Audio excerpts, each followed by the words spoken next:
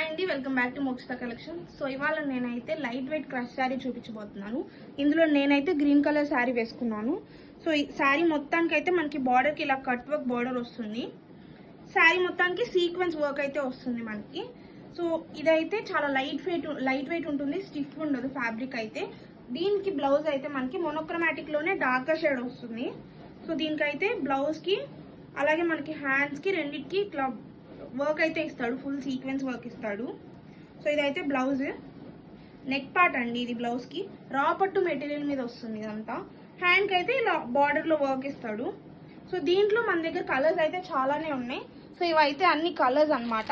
ఈ కలర్స్ నేను మీకు వీడియో ఎండ్ లో యాడ్ చేసి చూపిస్తాను ఫొటోస్.